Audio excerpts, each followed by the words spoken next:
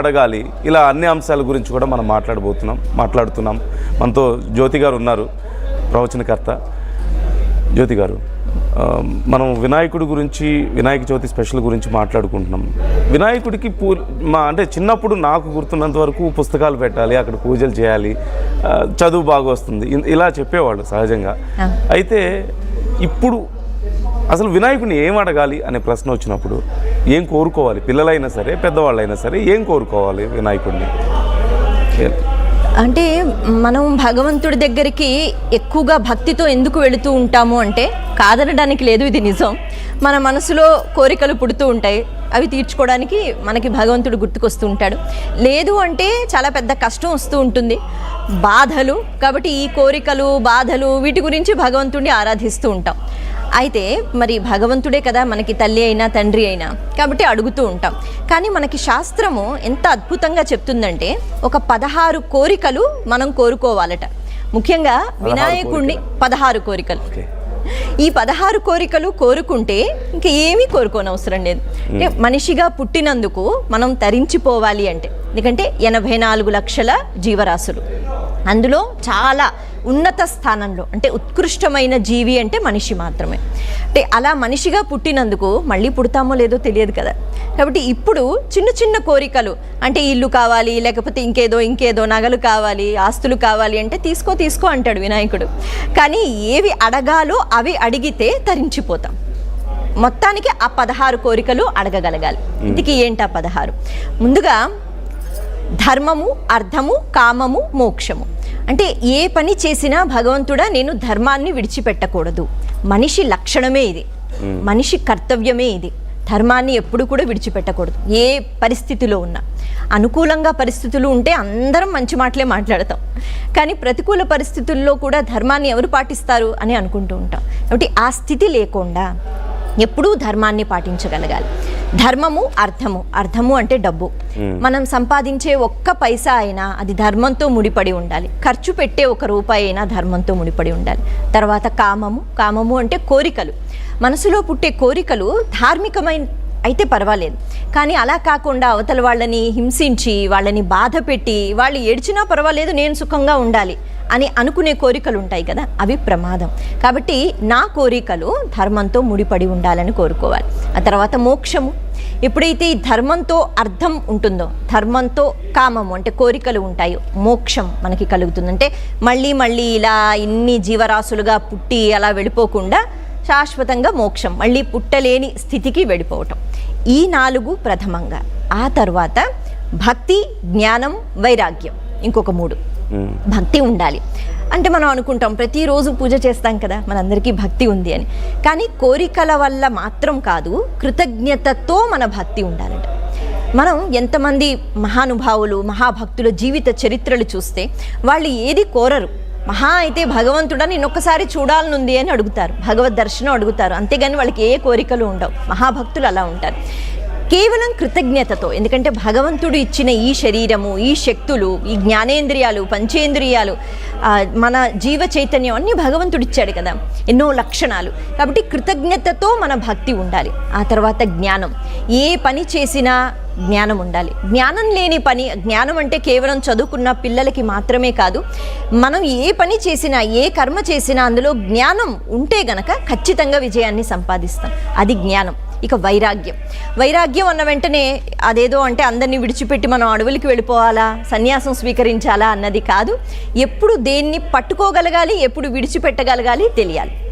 అన్ని పరిస్థితులు ఒకలా ఉండవు కదా మనుషులం. ఒకరోజు సంతోషంగా ఉంటాం, ఇంకో రోజు నవ్వుకుంటాం, ఇంకో రోజు చాలా పెద్ద కష్టం వస్తుంది, దాన్ని కూడా ఎదుర్కోవాలి. కాబట్టి అప్పుడు దేన్ని మనం పట్టుకోవాలి, దేన్ని విడిచిపెట్టగలగాలి, ఇది మనం చాలా జాగ్రత్తగా ఆలోచన చేయాలి.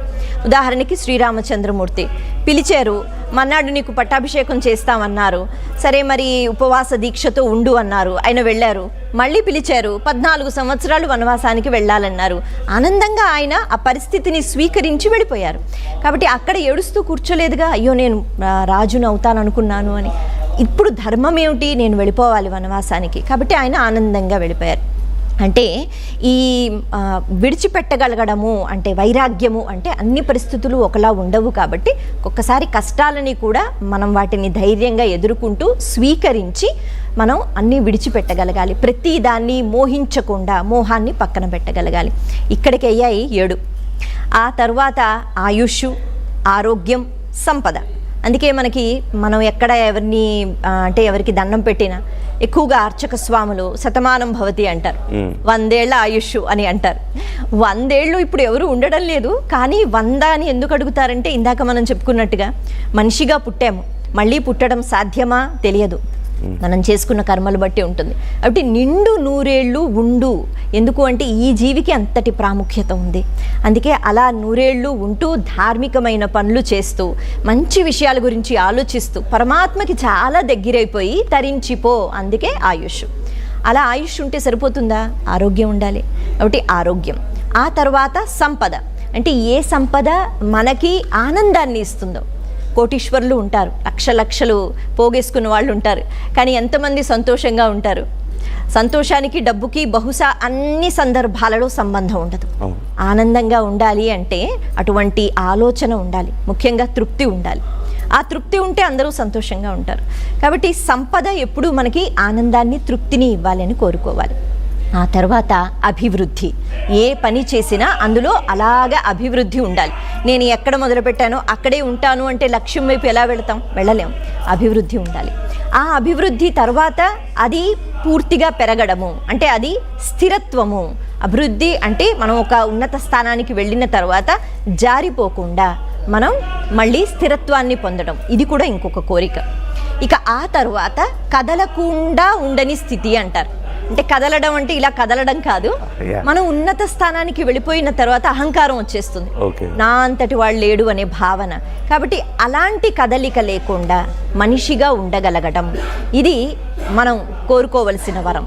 కాబట్టి ఇలా ఈ సంపద కలిగిన తర్వాత, ఐశ్వర్యం కలిగిన తర్వాత మనం ఏ ఉన్నత స్థానంలో ఉంటామో అక్కడ నుంచి కదిలిపోయినట్లయితే అహంకారంతో మనం ప్రవర్తిస్తూ ఉంటాం. అందరూ చాలా చిన్నగా కనిపిస్తూ ఉంటారు, అది కూడదు. అందుకే కదలలేని స్థితి, అంటే నేను ఏ పరిస్థితుల్లో ఉన్నా నాలో చలనం ఉండకూడదు, నేను ఎలా ఉండాలో మనిషిగా అలాగే ఉండాలి అని కోరుకోగలగడం. ఆ తర్వాత పుత్రులు, పౌత్రులు, అంటే అప్పటి వరకు నేను బ్రతికి ఆనందంగా వాళ్ళందరితో ఉండాలి. ఆ తర్వాత విజయము, ఏ పని చేసినా విజయాన్ని కోరుకోవడం. ఆ తర్వాత కులదైవం యొక్క అనుగ్రహం, అంటే మనం ఎంతమంది దేవతా స్వరూపాలని వేడుకుంటూ ఉన్నా మన వంశానికి సంబంధించి, ఇంటికి సంబంధించి కులదేవత అని ఉంటారు.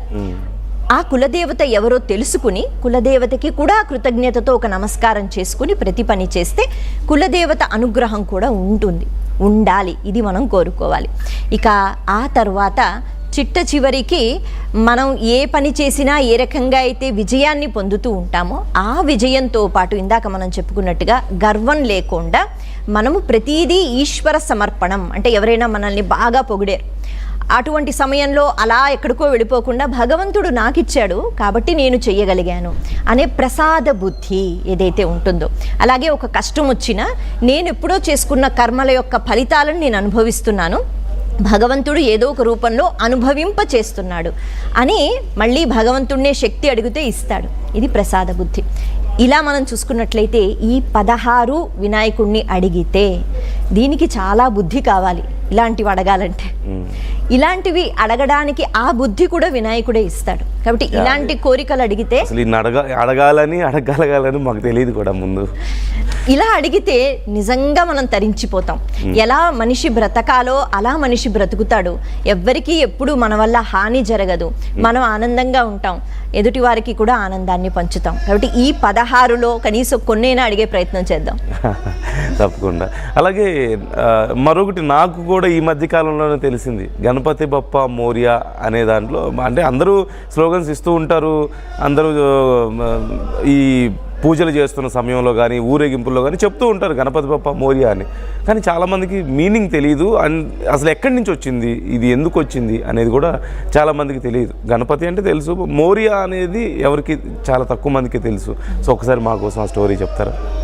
మనకి ఈ పదము మహారాష్ట్ర నుంచి వచ్చింది. అక్కడ శాలిగ్రామ్ అంటే బీదర్ జిల్లా దగ్గర శాలిగ్రామ్ అనే ఒక ఊరు. అక్కడ దంపతులు ఉండేవారు. వారు వినాయకుని యొక్క మహాభక్తులు. వారు నిత్యము వినాయక పూజ చేస్తూ ఉండేవారు. ఎక్కువగా వాళ్ళు మయూరేశ్వర్ ఆలయానికి వెళ్తూ ఉండేవారు. అంటే మోరేశ్వర్ అని కూడా అంటూ ఉంటారు. అక్కడ వినాయకుడిని ఎక్కువగా ప్రార్థిస్తూ ఉండేవారు. అయితే వాళ్ళకి సంతానం లేదు కాబట్టి వినాయకుడిని ప్రార్థించారట. ఆ ఆలయానికి వెళ్ళి అక్కడ ఒక 40 రోజులు ఉండి దీక్షతో వాళ్ళు ప్రార్థన చేశారు. అప్పుడు ఒక బాలుడు పుట్టాడు. ఆ బాలుడికి మోరియా అనే పేరు పెట్టారు. ఎందుకు అంటే మయూరేశ్వరుణ్ణి ప్రార్థించగా లేకపోతే మోరేశ్వరుణ్ణి ప్రార్థించగా పుట్టాడు కాబట్టి మోరియా అని పెట్టారు. అయితే అప్పట్లో అంటే ఆ కాలంలో ఎవరైతే ఇంద్రియాలను జయించి ఉంటారో అంటే అలాంటి వాళ్ళు ఋషులు మునులు అని మనం చెప్తూ ఉంటాం కదా, ఇంద్రియ నిగ్రహం చేసుకోవడం నిజంగా చాలా కష్టం. అయితే వాళ్ళని ఆ భాషలో గోసావి అని అనేవారు. గోసావి అనే ఒక పేరు పెట్టారు అంటే వీళ్ళు చాలా ధార్మికమైన జీవితాన్ని గడుపుతున్నారు, ఇంద్రియాలు నిగ్రహించుకుని పెట్టుకున్నారు, మనసుని అధీనంలో పెట్టుకున్నారని అర్థం. అంటే యోగులు సిద్ధులు అని అర్థం. అలా ఈ బాలుడు ఉండాలి అని మోరియా గోసావి అనే పేరు పెట్టారు. అయితే చిన్నప్పటి నుంచి తల్లిదండ్రులు ఎలాగో ఈ పిల్లాడు కూడా మహాభక్తుడుగా మారిపోయాడు. ఎప్పుడూ వినాయకుడిని స్మరించుకోవడం స్తుతించడం అలవాటైపోయింది. ఒకసారి బాగా అనారోగ్యం అంటే అప్పట్లో అనారోగ్యం అంటే వైద్య సదుపాయం అంతగా ఉండేది కాదు. అంటే ఇంకా పిల్లాడు చచ్చిపోతాడేమో అనే ఒక పరిస్థితి వచ్చింది. అప్పుడు నయన భారతి గోసావి అని మహాపండితులు, ఆయన కూడా సద్గురువు అలాగే సాధువు, ఆయన ఆ ఊరికి వచ్చారు పర్యటన కోసం. అక్కడికి వచ్చిన తర్వాత ఈ పిల్లాడిని ఒక్కసారి చూడాలని, ఆయన శక్తితో ఈ పిల్లాడి యొక్క అనారోగ్యం పోగొట్టాలని అందరూ ప్రాధేయపడ్డారు. అప్పుడు ఆయన వచ్చి ఈ పిల్లాడిని చూసి చక్కగా దీవించారట. యోగులు కదా, సిద్ధులు, వాళ్ళు ఏదనుకుంటే అది జరుగుతూ ఉంటుంది. కాబట్టి ఆయన అలా దీవించిన వెంటనే ఈ బాలుడు లేచి కూర్చున్నాడు. అంటే అనారోగ్యం అంతా కూడా పోయింది, మొత్తానికి బ్రతికాడు. కాబట్టి ఇప్పుడు మోరియా బ్రతికినందుకు ఈ గురువుగారే కారణం కాబట్టి మోరియాని ఆ గురువుగారికి అప్పచెప్పేశారట. మోరియా ఆ గురువు దగ్గర నయన భారతి గోసావి దగ్గర ఎన్నో విద్యలు నేర్చుకున్నారు. మహాభక్తుడైపోయాడు, మహాపండితుడైపోయాడు. అయితే మోరేశ్వర్ అంటే మయూరేశ్వర్ పుణ్యక్షేత్రం బాగా అలవాటు కదా. ఒకరోజు పెద్దగా అయిన తర్వాత ఆయన స్వామిని దర్శించుకోవడానికి వెళ్ళారట. ఆ రోజు మరి వినాయక చవితో ఏదో పండుగ కాబట్టి అక్కడ చాలా ఆడంబరాలతో పెద్ద పెద్ద కానుకలు పట్టుకుని ధనవంతులు వాళ్ళందరూ ప్రయాణం చేస్తున్నారు. కాలినడకనే అప్పట్లో వెళ్తూ ఉండేవారు. అయితే ఈ మోరియా మటుకు ఏదో ఒక కొబ్బరికాయ, కొన్ని పువ్వులు, పళ్ళు అలా పట్టుకుని వెళ్ళారట. ఆయన పేదవాడు కాబట్టి అక్కడ ఉన్న ధనికులు ఈయనని తరిమేస్తున్నారు. ఉండు వెనక్కి ఉండు అని పక్కకు పెట్టేస్తున్నారు. ఎవరైతే బాగా సంపాదనతో ఉన్నారో వాళ్ళనే లోపలికి పంపిస్తున్నారు. వాళ్ళందరూ బంగారాలు అవి తీసుకుని వచ్చారట. అయితే ఏడుస్తూ బాధపడుతూ సరేలే భగవంతుడు ఎక్కడ లేడు, ఎక్కడైనా ఉంటాడు కదా అని ఈ మోరియా అలాగ పక్కకు వెళ్ళిపోయి ఒక చెట్టు దగ్గర కూర్చుని, స్వామి నేను నీకోసం ప్రేమగా తీసుకొచ్చాను, ఇవి స్వీకరించని కొన్ని పువ్వులు పెట్టి అలాగే కొబ్బరికాయ కొట్టి అక్కడ కూర్చున్నాడు. ఈలోపు అక్కడ గర్భగుడిలో మోరేశ్వర్ ఆయన వీళ్ళు పెట్టిన ఈ అద్భుతమైన పదార్థాలు లేకపోతే చాలా అంటే ఈ బంగారము ఇవన్నీ కూడా తిరస్కరించి అక్కడెక్కడో చెట్టు దగ్గర పెట్టిన ఆ పువ్వులు, ఆ కొబ్బరికాయలు, పళ్ళు వచ్చి ఇక్కడ ఉన్నాయట. అందరూ ఆశ్చర్యపోయారట, ఇవి ఎక్కడి నుంచి వచ్చాయని. అప్పుడు పూజారి గారికి కలలోకి వచ్చి వినాయకుడు చెప్తారు, నా మహాభక్తుడిని మీరు తరిమేశారు, పేదవాడనా కాబట్టి నేను అతని ఏది పెట్టారో అదే స్వీకరించాను అని వినాయకుడు చెప్తారట. అయితే మళ్ళీ ఈ పూజారి వెతికి ఈ